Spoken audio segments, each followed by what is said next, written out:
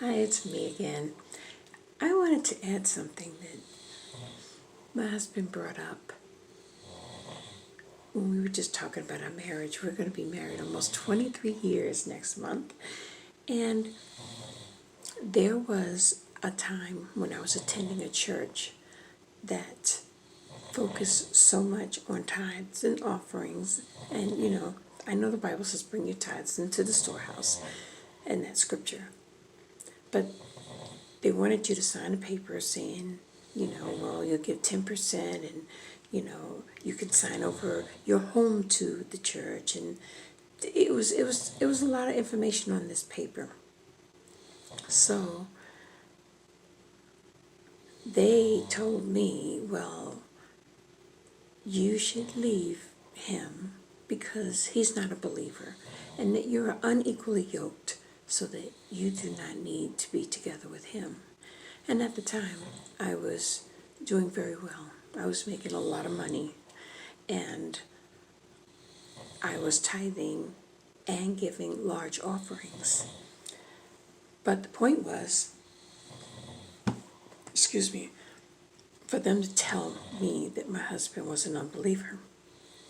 My husband was not an unbeliever. I was the one that was the unbeliever or backslidden state when we first got married, and he has always been faithful to God. He has a different way of sharing his faith, and I have a different way.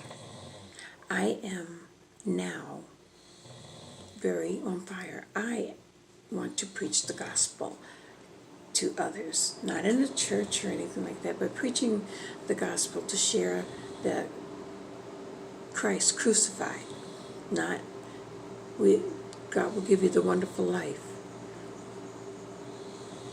Sometimes people do have that wonderful life, but it's not about a wonderful life. It is about eternal life. And if you're in the wrong relationship with Satan, you're not in the right relationship with God. And I share that with people, and I'm very open and honest. I share the truth about the gospel, and then I share grace, what God did for us through Jesus Christ.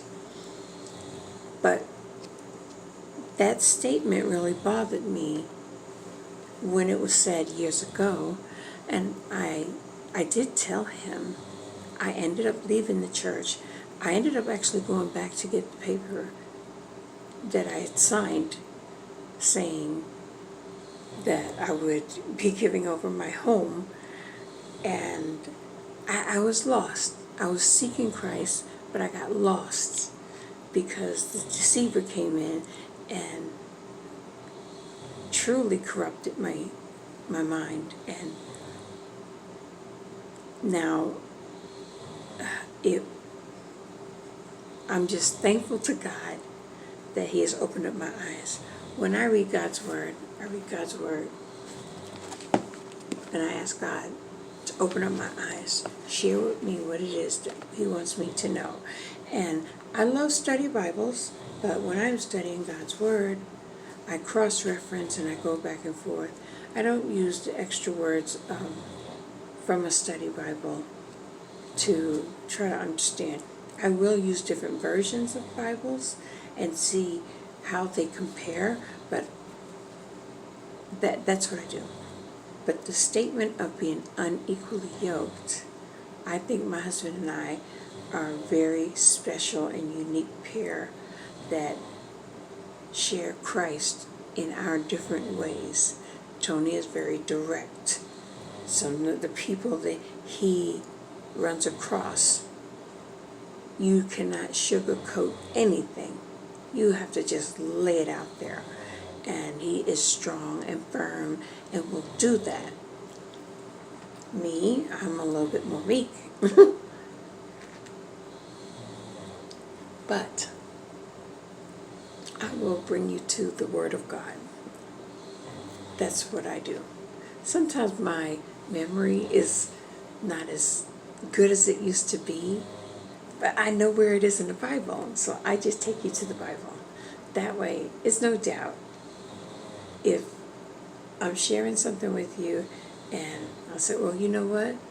God's word says blah, blah, blah, whatever it is, you know. So that's what I like to do. So that's it. I was just flipping. I always just like to flip. I don't know why I do this. I'll flip and find something in Proverbs or Psalms and just look to see what it is that it pops up to.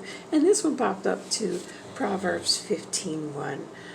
A soft answer turns away wrath, but a harsh word stirs up anger. So true. That was me. So now I'm with the soft words. Anyway, have a blessed day, and we'll see you on the next video. Bye.